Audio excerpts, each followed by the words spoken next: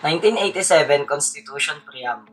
We, the sovereign Filipino people, imploring the aid of Almighty God in order to build a just and humane society, and establish a government that shall embody our ideals and aspirations, promote the common good, conserve and develop our patrimony, and secure to ourselves and our posterity the blessings of independence and democracy under the rule of law and a regime of justice, freedom, love, equality, and peace, do ordain and promulgate this Constitution. Nowadays, majority of independent states has constitution. But what is that constitution means? Basically, constitution is law and the backbone of a country, while constitutionalism is adherence to a system of constitutional government, or the way of country peoples obeying the law. Yet, both are similar with terms which deemed alike but are different in sense. According to Borgo 1892, Constitution is the fundamental law from which government of a state is organized, and agreeably to which the relation of individuals or moral persons to the community are determined. And there's a document which contains structures of government, provisions, and its political institutions are designed and established through this basic document. It serves to set out regulations and limits for the government and citizens. State is decided to adopt this principle of constitutionalism because the state recognized that we should need to limit the power of government in order to protect and giving freedom of the people therein. While giving importance to this document, every citizen of the Philippines was expected to be protected by what 1987 Constitution provides. Our government adopt this principle of constitutionalism for our peoples to protect and freedom. Similarly, former President Corazon Aquino declares that every February 2 of every year as the Constitution Day. According to Malcolm 1920, tracing the development of the Constitution is the same with mapping the national ideals of the country. Basically, Malcolm's want to inform that Philippines provide an impressive development of Constitution since from its first colonizer until its successor. 1920, he says that Constitution is the reason why Filipinos' liberalism and nationalism is come back. But what he wants to point is what kind of law that Filipinos have in the present and in the past are mostly adopted or influenced by US and Spain. But Malcolm observed that even though they influence our institution and develop it, our indigenous life will still remain and untouched by foreign contact.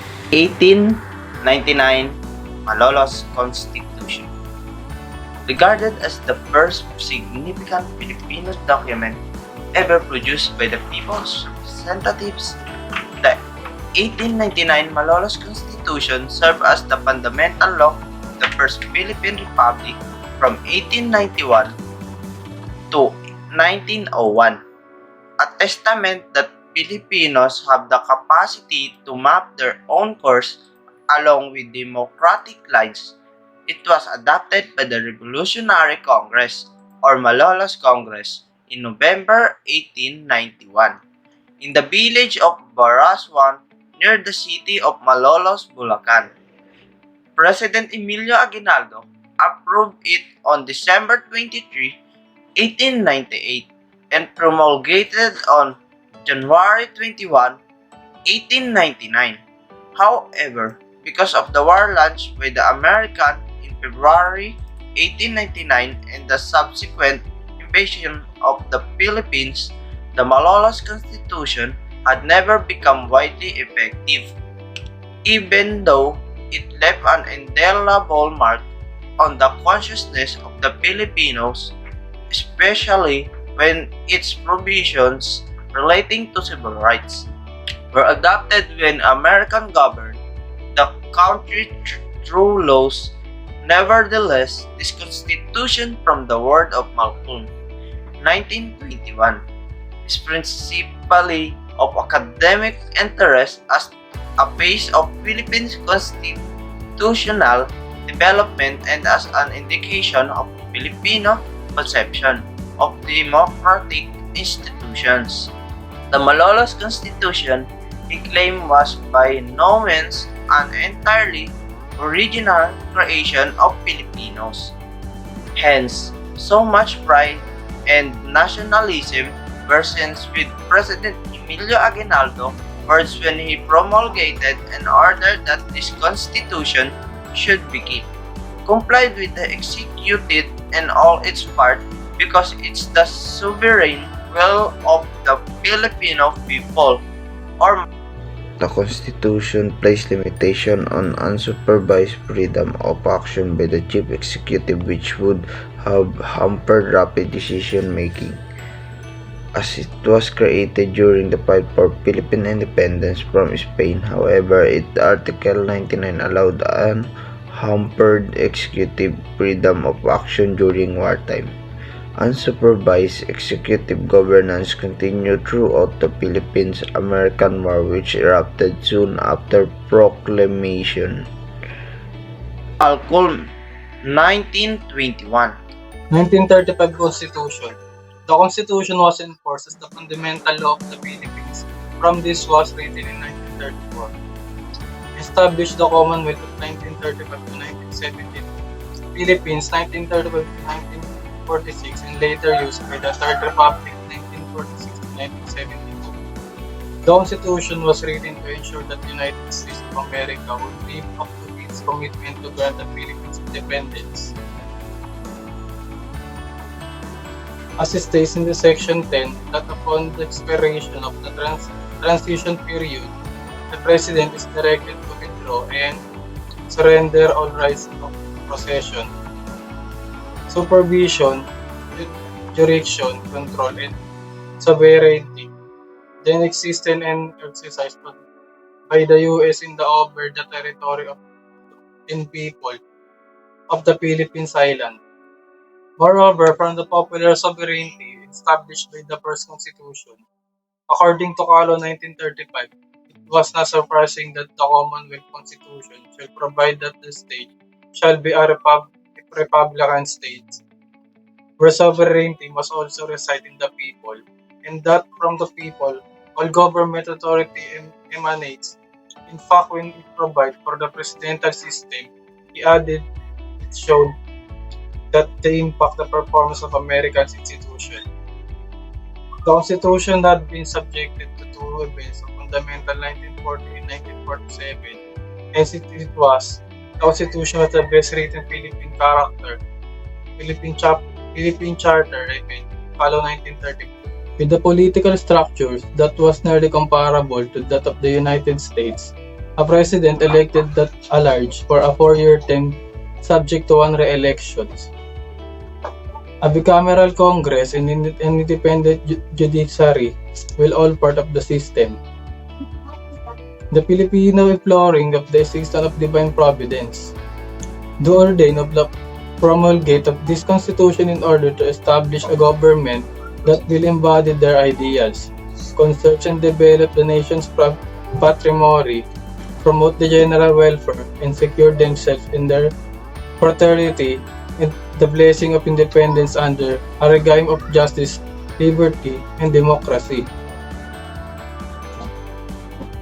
That constitution is believed to be the best of the important statute in the Philippines, and it was written because Filipinos want to know if America would follow through on this commitment to bring independence of the Philippines. 1987 Constitution. According to Teodoro Locsin Jr., former statesman and spokesman of the President Corazon Aquino, the 1987 Constitution was never ratified, believing that the process conducted by the former President Marcos was met by strong oppositions.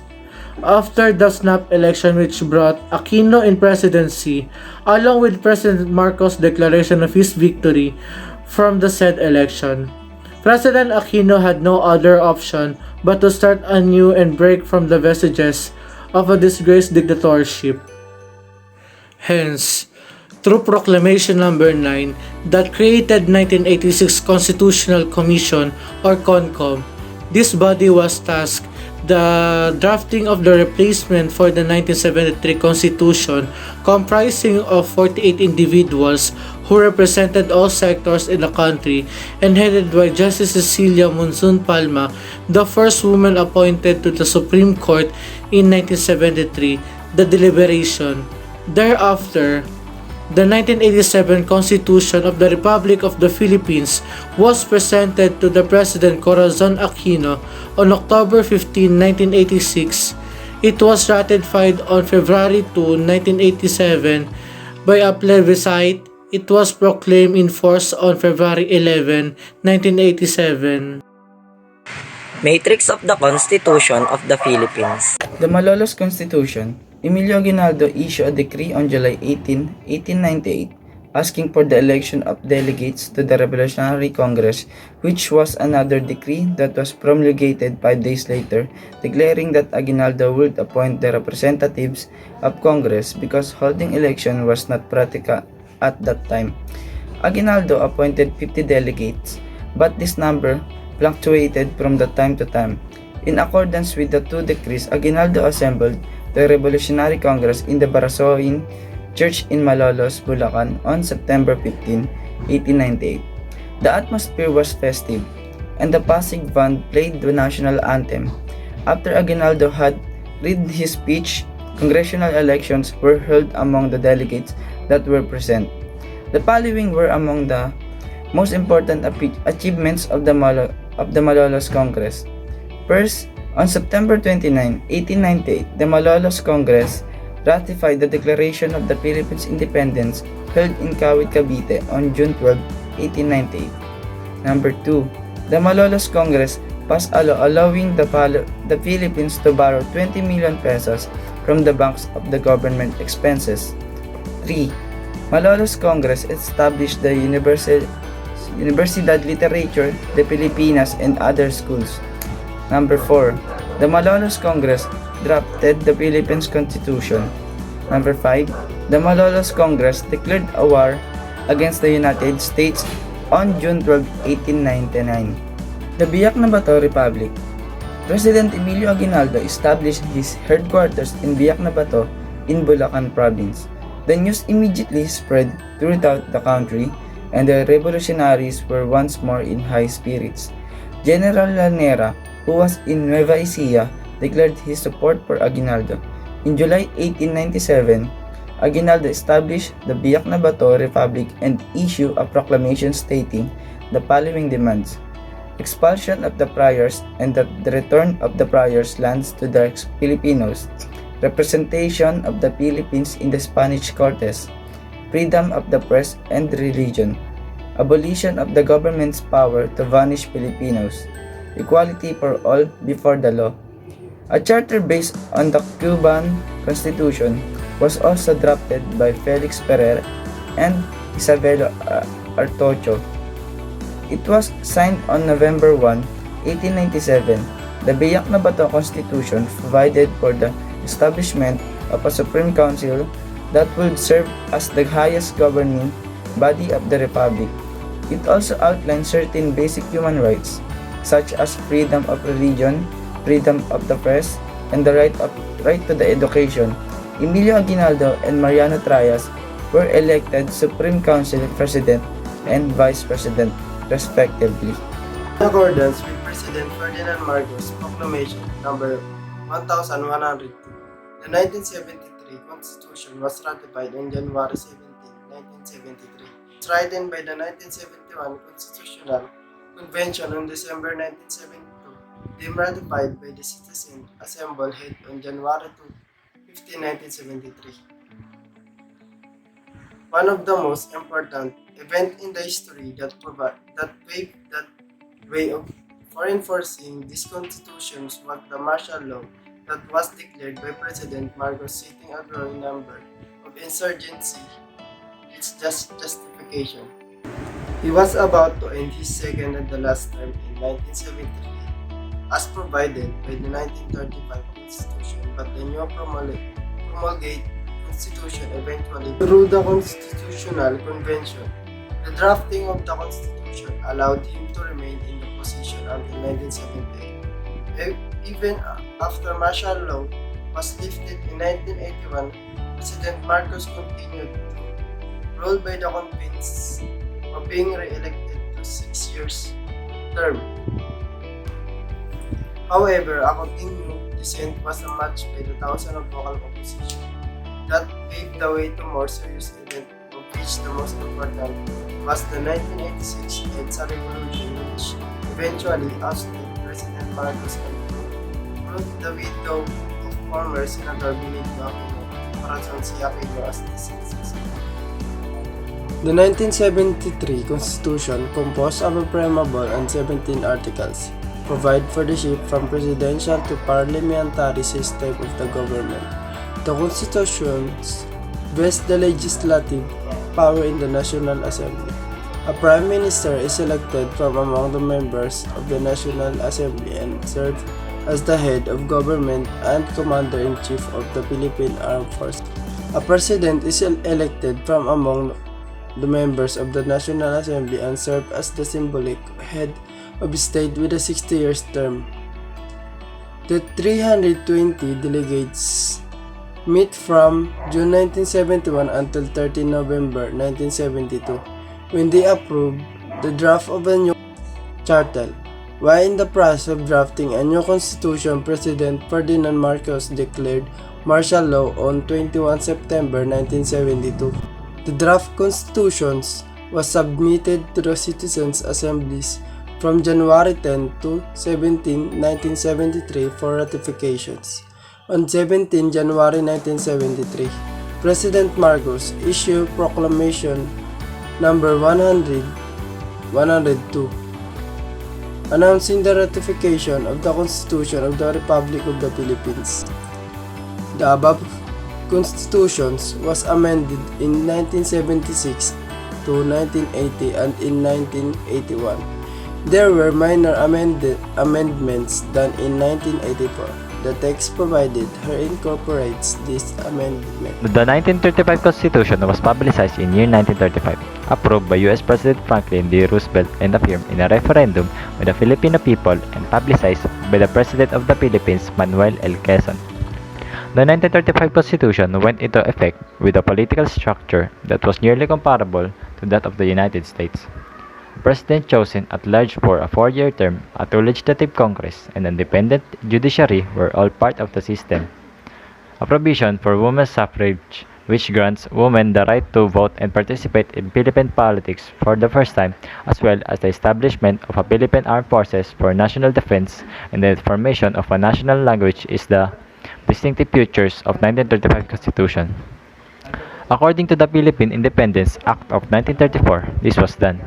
On May 14, 1935, the Filipino people ratified the 1935 Constitution in a national plebiscite, and it went into full force and effect on November 15, 1935, with the inauguration of the Commonwealth of the Philippines. The 1935 Constitution appeared to be beneficial to the country. It provided the Philippines with 26 years of stable constitutional rule at a time when many other Asian countries were falling prey to military dictatorships or communist revolutions.